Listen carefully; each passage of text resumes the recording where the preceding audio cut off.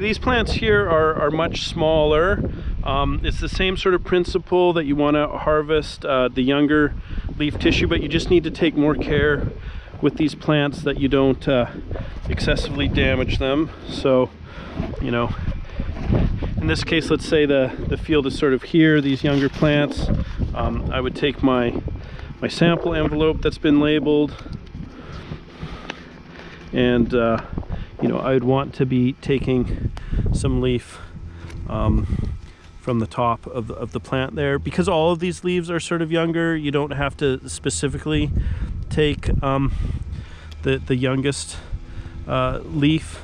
But again, insofar as you know, the youngest leaf is easily available with the right amount of material, you want to take that. Here we've taken a number of plants very close together, so that would be as much as you want to do there. There's not so many plants for this particular variety, so you want to move around in the plot and take samples from other plants that aren't all in the same place. Again, walking a W pattern as possible within the plot in order to take them. And you can see here that even though we're calling this all the same variety, if you just look at it, you can see that the color and the shape of the leaves, some of this might be growth stage, but some of it is just simply that there are in fact different varieties here. So even if the farmer was calling this all one variety, you could end up with admixture. So you can note down when collecting the sample that it looked like there might have been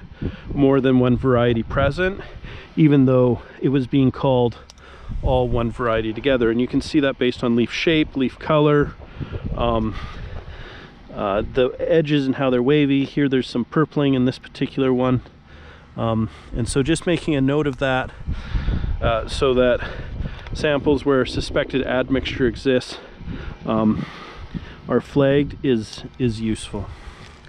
And then let's say we, you know, again, we finish with all of our 30 plants for maize, which is the sample target.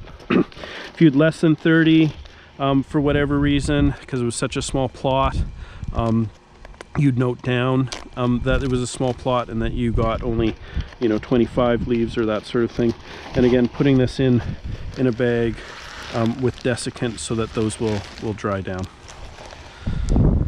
And then keeping it in a cool place. In this case, a cooler without ice, but if you were in an excessively hot environment and worried about those samples heating up excessively, you could use a little bit of ice in there to keep it cool.